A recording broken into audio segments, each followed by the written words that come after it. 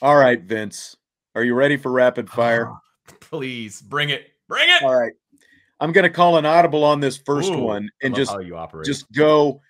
Speaking of Drew Pyne, Okay. the hit to the head that he took at the goal line.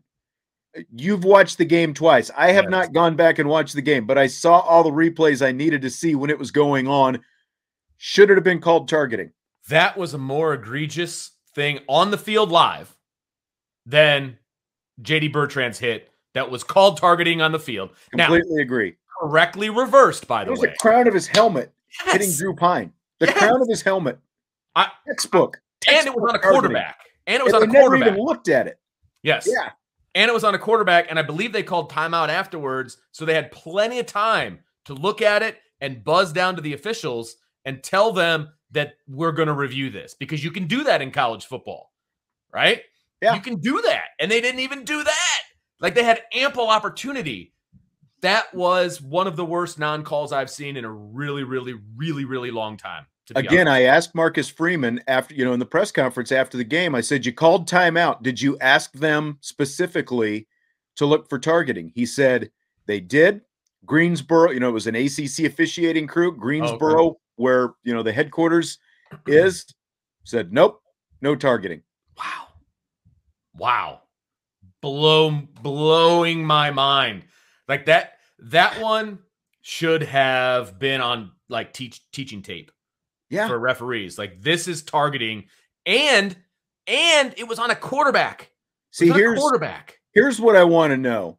Are these guys, when they're looking at this, are trying to read intent into this? Like, when they look at that?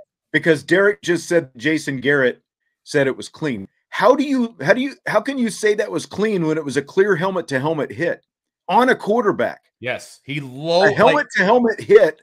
A hit with the crown of your helmet on somebody else's helmet is supposed to be automatic targeting. Yes. There is no gray area there. And it's like that's why it's like, are these guys trying to be subjective and determine intent when they're seeing this? Because intent is not supposed to be a part of this. But for anyone to say that that was a clean hit and not targeting, I don't know what you're looking at. I just Exactly. No, I completely agree with you. It was one of the worst non-calls since, and somebody else brought it up. I will pull it up here for Torrey Hunter Jr. Part 2, and I agree with that as well. That one was very egregious. This is in that neighborhood. Yeah. Seriously, it is in that neighborhood. No doubt about it. And wait, is this? I can't even remember if it's a rapid fire question or not. Did you ask about whether he should have been in the game the rest of the way, or was that earlier on? No, I never asked that. Maybe I'm imagining things, so I'll bring it up. At that point, if based on what they did in the second half of that game, they should have let Angeli play the second half. Just hand off. Exactly. I mean, that's basically what they did. I mean, he went to the tent. He was evaluated. He was, and I get it. He wanted to go back in the game. If I was in his shoes, I would too. But at that point in the game, I would have just said, hey, let's give Angeli some opportunity. It's a home game. We're clearly going to win this game. Let's just have him go in there and do this. That's the only time I would advocate for Steve Angeli to come in, because of an injury or a prevention of. Let's say he takes one more minor shot to the head. Then he's out indefinitely with a concussion. Yeah.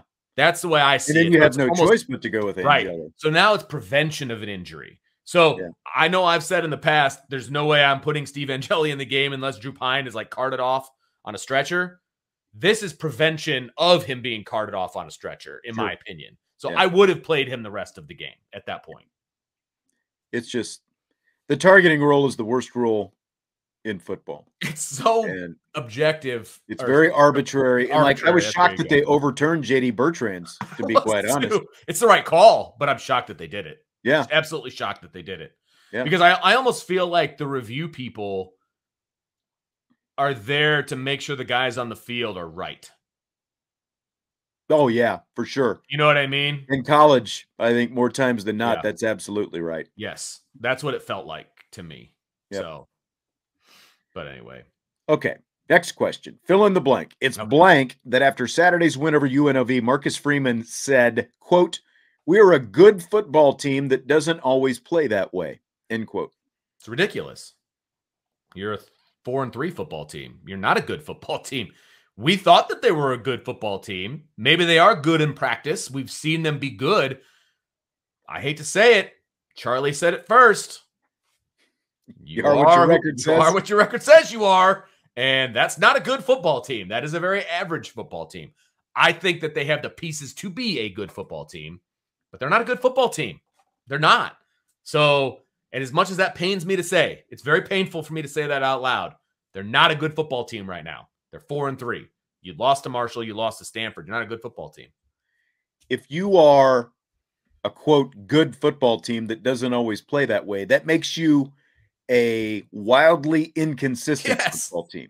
And if you lose, again, keep beating it up all the time, but facts are the facts. You can't lose to Marshall and Stanford at home. Exactly. And again, even against UNLV, as good as things looked at times, the track record is just like you have not played well on your home field at all this year. Like you've not played one complete game on your home field at all, because it's one thing to lose. It's another thing to lose to a good team, but it's another thing to play inconsistent football against the three of the worst teams on your schedule at home. And that's what we've seen so far. That's at home. Is there that much more pressure at home than there is on the road? Come on. Not with who you're playing. That's like, it's going to be very telling because this was asked at the press conference today too. Like, it's going to be very telling if they go on the road against a ranked Syracuse team and at least play a really good game, whether they win or lose, like play a really good game against a good Syracuse team that was leading Clemson for like 80% of the day before they ended up losing that game. Sure. I think it's going to be really telling. And there's some things that they've got to address at that point in whatever they're doing at home right now. No question. If that's the case. No question. I mean, whether they got a scrap mass or whether they got, they're going to have to reevaluate something that they're doing at home because they're not playing great at home.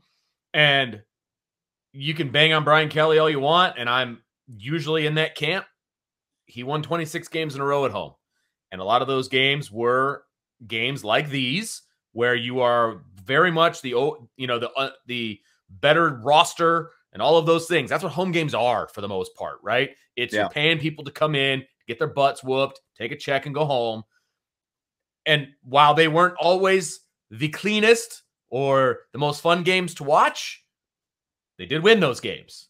Right. And I will say, you and I have said it before, and we'll say it again. This team right now is 6-1 if Brian Kelly is the coach. No doubt in my mind about that.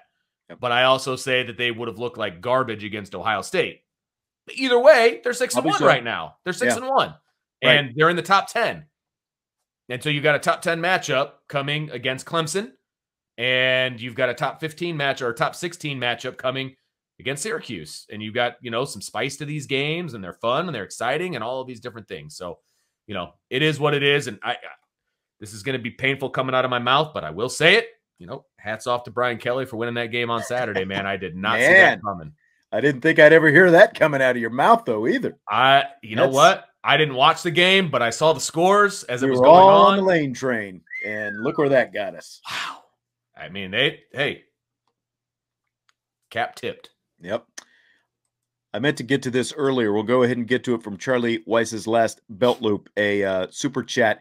Feels like this would have been a lost team with a heartbeat. Just blows my mind. What's that? Just blows my mind that it looks like it gets worse week by week. How did this happen? I don't know that it looks worse. I think it looks exactly the same, which is the problem. And yes, if they played a better team, then I agree with you. I think that it would have been a loss. I saw some growth in Marcus Freeman. I will say that. And there's going to be a question, I believe, in rapid fire where I can explain myself a little bit more. But okay, I did see some growth in Marcus Freeman. And so I'll talk about that. But from a might be the one coming up here. I think. From an offensive standpoint, I'm seeing no growth. I'm not seeing them get worse, but I'm seeing no growth. And that's a problem. That's a problem. Yeah. And that's, like you were just talking about, and I'm not blaming this. I'm just like going back to the mass, and I don't have a problem with the mass itself, and I know a lot of people like that tradition and all that stuff. I mean, they were doing a walk from the Goog to the stadium anyway, but now just like the reason Brian Kelly got rid of that on game day was just to take away one more distraction, one more thing that you had to deal with on game day that was not part of winning on the football field. And I don't know where their focus is, but like when they go on the road, it's like, you get to the town, you typically go to the stadium, do a little walkthrough the day before, the next, you go to your hotel, everything is taken care of for you. You're in your hotel rooms, you go to the game, and that's it. You don't have all these other things around it. There's obviously a lot of things going on at Notre Dame for a game day weekend, and a lot of them are really great things. Don't get me wrong. And they're for the fans. I mean, it just definitely feels like there is a team disconnect. There's some lethargy out there, and I don't know where it's coming from. Yeah, I can't put my finger on it because I'm not with the team all day on a home game Saturday or a home weekend, right? Because, Friday is part of that, and then they go to a hotel and they do all these different things on Friday night, and then they bus back in on Saturday. All of those things, right? I would love to be a fly on the wall for a home weekend versus an away weekend and see what the differences are, because I know they have mass in the hotel when they have an away weekend. So, I mean, they try to emulate a similar schedule.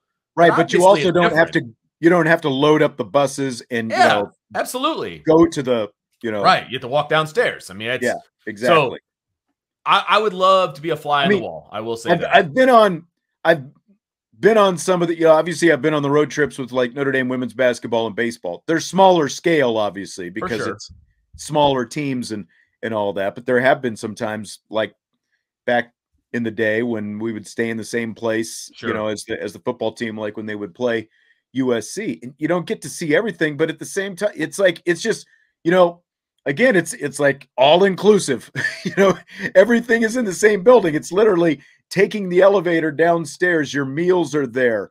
As you said, like if they're going to have mass, your mass is there. You don't have to go outside the building. There's not a lot extra to do. It's literally get yourself dressed. They give you an itinerary so you know exactly where you need to be, when you need to be there.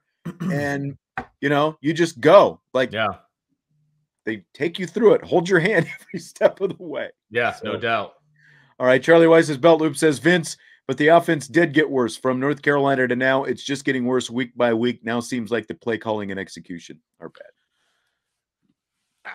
It's the same. It's the exact same situation that they've had every single week for the past 4 weeks. It's the exact same game plan. But the problem is you just can't run up the middle on these last couple of teams, and they keep continuing to do that like they're banging their head against the wall. I disagree that they're getting worse. I think they're exactly the same. It's just a different opponent every week. I don't see any difference. I'm sorry. And Drew Pyne is missing more than he's hitting, like he was doing in those first few games. It's the exact same plays. He's just not hitting them. He's overthrowing like crazy. Agree. What did you think about Marcus Freeman opting to kick field goals 3 times rather than go for it on 4th down? I have no problem with it whatsoever. That's what I'm talking about when I talk about Marcus Freeman growing as a head coach. Take the points. Take the points and get out of there. That, if he would have taken the points before, they beat Stanford. If they don't go for it on 4th down, they don't lose by 2. You know what I mean? So I can realize retrospect and all of that is, hindsight is 2020, blah, blah, blah, blah, blah. Take the points, especially when your offense is struggling to put up points and is struggling to be good. If you're in field goal range, you got a pretty darn good field goal kicker, get the 3 points, period. And I think Marcus Freeman's starting to grow on that. I concur, especially early in the game. I think that if you miss on that opportunity like you did against Stanford, it kind of starts, I think you start to get maybe a little bit tighter. You're thinking about it a little bit more. You're looking up at that scoreboard. There's still a goose egg up there.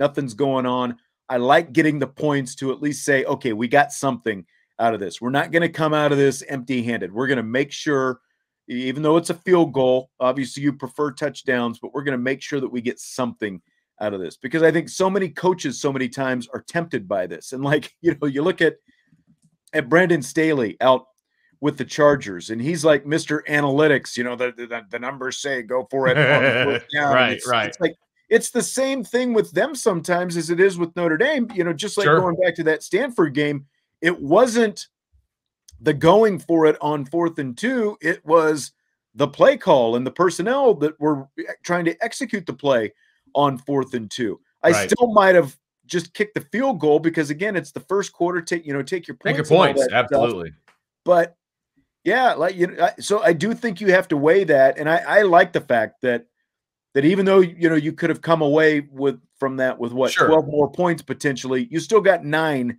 out of it in the end. Yeah, exactly. And think about how much closer that game is at the end if they get stopped on a couple of those 4th downs. Absolutely correct. And I will agree with Anthony on this one. 4th down versus Stanford was a bad decision. At least he learned from it. So this is where I thought we would see some growing pains, right? As far as some of the head coaching decisions and some things of that nature. I just didn't think they'd be the difference between wins and losses. And that's the difference for me with this team from where I thought that they would be and where they are. I thought he would make some boneheaded decisions here and there. He would learn from them, which he's doing. But I didn't think that those decisions would be the difference in winning and losing. Right. And that's what they are. And that's part of the problem with where Notre Dame is right now. That's the difference between winning and losing. And I would have never in a million years guessed that. I know. But these are also the first year, the things that a first year head coach is only going to be able to solve by going through them. And yeah, he's gone through them. And there have been a couple different times where he kind of chalks it up to experience and he learns his lesson from it and moves on. And at least he's learning. And I will say, of all the things you can say about Marcus Freeman, to me, it feels like he learns from every situation and adjusts at that point. Sometimes he doesn't adjust as fast as some people would like. And I get that. I mean, a lot of people would want him calling the offensive plays. You know what I mean? But I do believe he is learning from this experience and he is putting into action what he is learning. You just pulled that up because it said Sean, great point. You got to have a great point every once in a while. But he said, Reese's play calling not matching the right personnel, and that's a big factor. Yeah. Right now. And Alan talking about Nick Saban always takes the points. I mean, you want to talk about an anti-analytics guy, Nick Saban. Yeah. He's been doing it long enough. He's like, I don't need analytics. Just get away from me. Yeah, exactly. Vince, Audric Estime has fumbled 3 times in 4 games now. You've been a coach. What can be done? He carries the ball too low. So if we're talking from a fundamental situation, from a fundamental standpoint, he carries the ball too low. The first fumble, I don't even really put on him. He was reaching for the goal line. Shouldn't have been.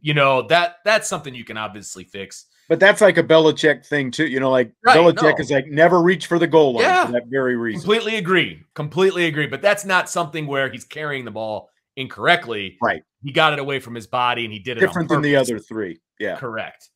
These other ones, he's carrying the ball too low. It's high and tight. You got to be right here with it. And when you're going through the line, you got to be right here with it. Right. You've got to have all points on the ball.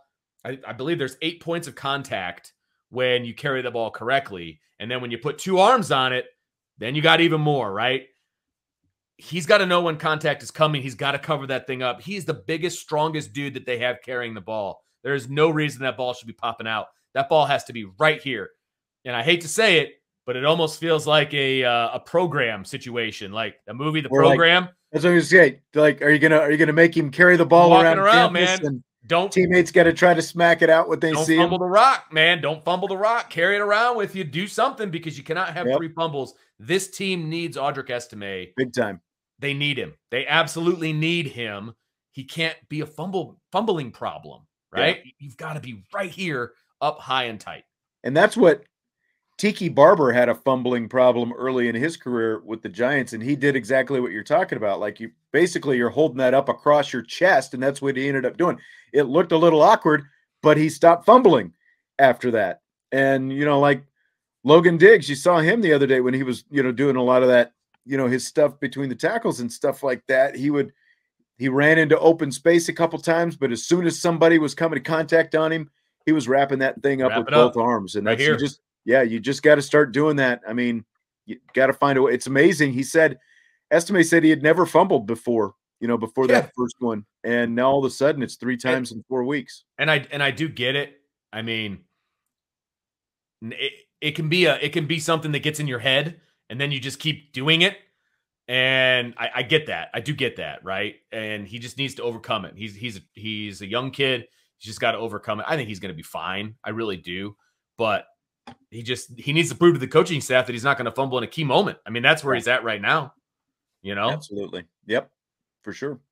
Fill in the blank. It's blank that the Colts have benched Matt Ryan in favor of Sam Ehlinger for the rest of the season after their loss Sunday to Tennessee. Man, I did well, so we're talking NFL. I did not see this one coming. I really didn't. I thought Matt Ryan would be a severe upgrade from Carson Wentz. I did too. I thought that at the very least he was going to be able to take care of the football. Maybe he wasn't going to be super explosive, but I thought he would distribute the ball well. I mean, he's a veteran. He's got a good arm, all of these different things. And he had a great defense to work with in Indianapolis. He just didn't have to screw it up. Like that's really all it was. Don't screw it up, dude. And now you're getting benched. Like I saw a stat that he has the same amount of interceptions in, 5 or 7 games, I think it is, that Carson Wentz had all last season. Yeah. Like, dude, you can't do that. You can't be that guy. I thought that this was going to be a nice marriage for the Colts. I really, really did. I thought Matt Ryan was going to be the answer, but woo, baby, not so much. No, and I think that the fact that this is for the season and not just like we're going to go to Sam Ehlinger, I think we're seeing Jim Irsay, doing his Jerry Jones impersonation, because Frank Reich and Chris Ballard aren't going to come out and say the owner made me do it. But apparently they had like an hour-long meeting with the 3 of them. And I think the owner is flexing his muscle here, because he has been, he was really ticked off at the way things ended last year when they lost to Jacksonville. And that, led to them getting rid of, making that Carson Wentz trade, bringing in Matt Ryan. But they've had 3 veterans in the last 3 years. And I think it's time for Jim Irsay to realize he doesn't have the team that he thought that he has. You can blame it on Matt Ryan if you want, but there's been too much pressure. Jonathan Taylor is hurt. Outside of Jonathan Taylor, where's the skill position talent on the, I know they've got Pittman, but there's just not a lot of skill position talent. The defense isn't nearly as good as they thought that it was. Yeah. There's a lot more problems with that team than just the quarterback. I mean, the quarterback is always going to be a glaring problem on every team, but the fact that Jim Irsay just needs to fire Frank Reich. I think I said this earlier. It's like when they lost to when the Colts lost to Jacksonville again to open up the season down there in Jacksonville. I think that it's time that maybe you realize. I mean, Frank Reich has always come across as a really good guy, but maybe he's just not that good a coach because it's a recurring problem regardless of who the quarterback is. Jacksonville can't be, they can't be your nemesis. Right. And right now that's the case. And if you can't beat Tennessee, who has come back to the pack significantly, you're in trouble. I mean, the AFC South was supposed to be a cakewalk. It was like the Colts are supposed to run away with this thing. And clearly that's not the case. So rough, absolutely rough. You know what I say? Jack Cohn to start for the Colts. He was there for the preseason. Put him in the game. Jack Cohn's a winner. I don't know if he's still on the practice squad, but apparently Ehlinger just moved past Nick Foles on the depth chart like last week, and now they've got him. He's going to go out there and start. So Nick Foles is still around. So yeah, Tyler says Cohn got cut. I'm sure Cohn got cut. I mean, you can only keep so many quarterbacks. I'm sure he's not even employed in the NFL anymore. Right. He could be starting for the Colts, though. That's all I'm saying. Vince, in honor of the Miami Dolphins 1972 perfect season team, the Dolphins had a 1972 concession stand price game yesterday. 75-cent fountain drinks, $1.75 popcorn, $2 hot dogs. Do you think Notre Dame could benefit from trying something like that once a year? There's a lot of things Notre Dame could benefit from. One is upgrading the food in the press box, but that's a different conversation. Was it any better this past weekend? What? Was the food any better this past weekend when I wasn't there? They probably rolled out the red carpet when I wasn't there. I think I've got a bad internet connection here. Okay. You're not even going to answer it. Coward. I'm not going to slam free food. So. I'm joking. But no, they absolutely could. I think it was cool. Number one, I thought the jerseys were awesome. I loved the Dolphins jerseys last night. That was awesome, number one. Number two, yeah, Stymie says bring back 1988 prices. And this was going to be my point. Like, love it. For these games, like Toledo last year, UNLV this year, right? They couldn't sell the place out. They're literally giving out free tickets to the UNLV. Exactly. Game.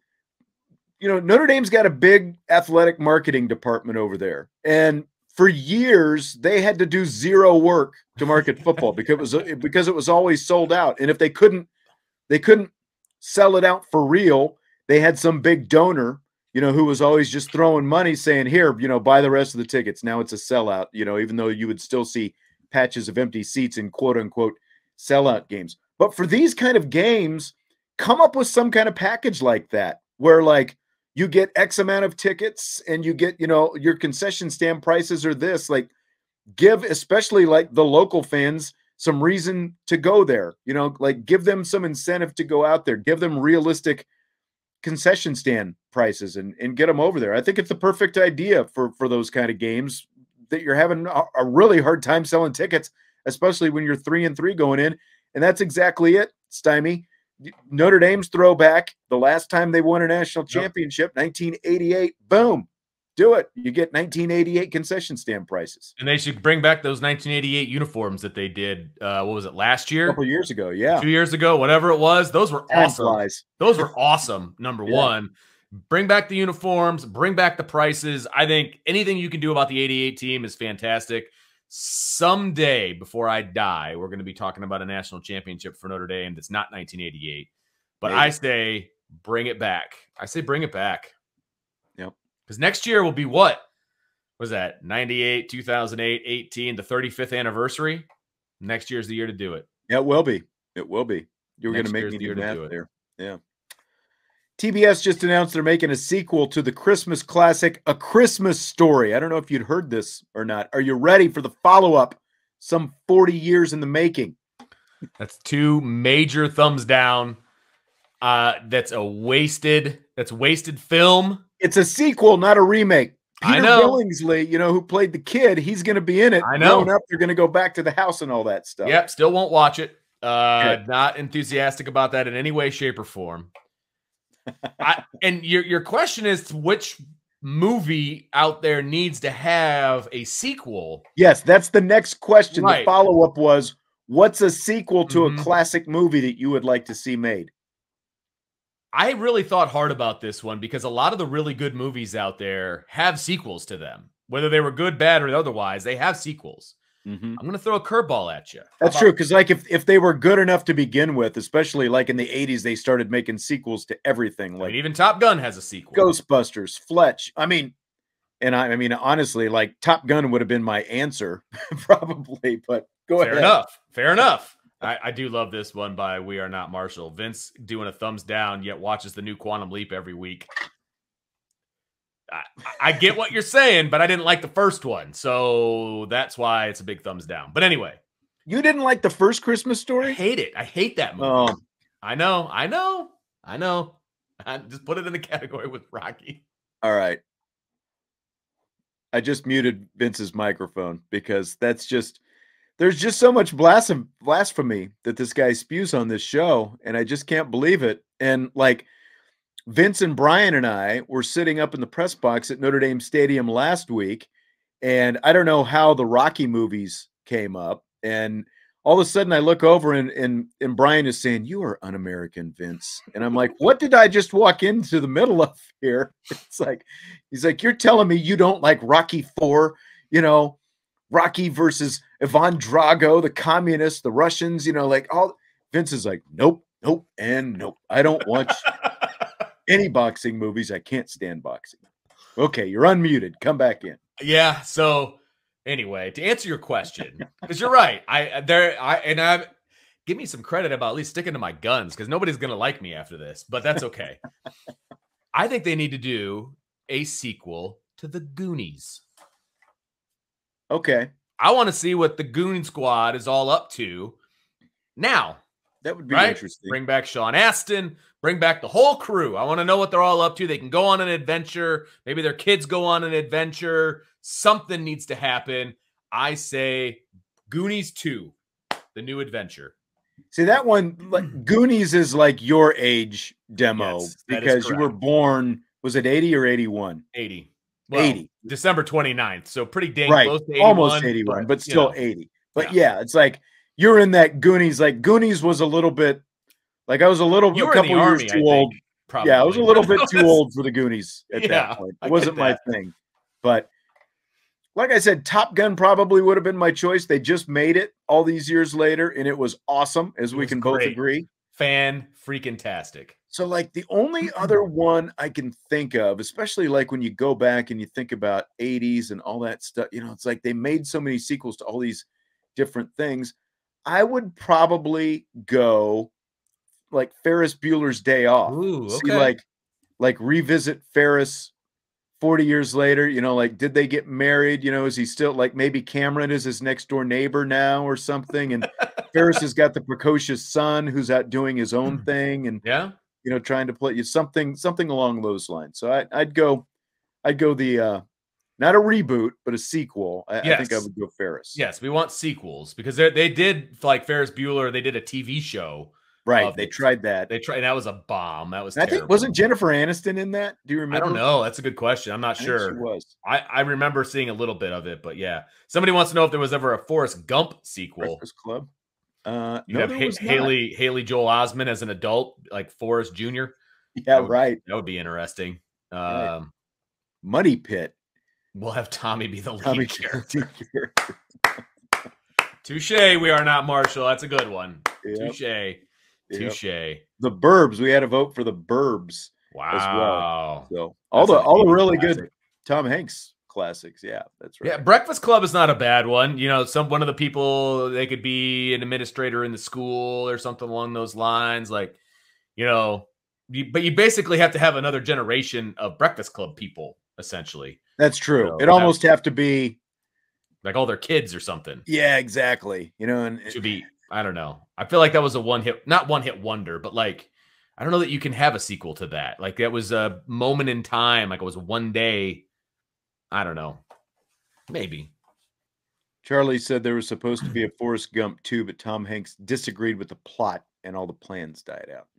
I can see. Okay.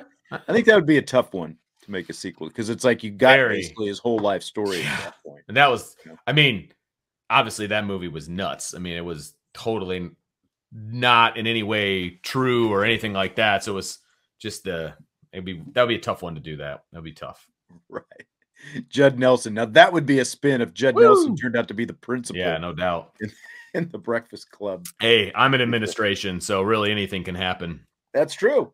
I did hear somebody say one time some of the best administrators were the troublemakers because they know all the tricks of the trade. You know what I mean? So that's true. There is a good point. You can't get it by him. So there's one guy who's a really, really good principal, and I heard that he was nothing but trouble when he was in school. So, anyway.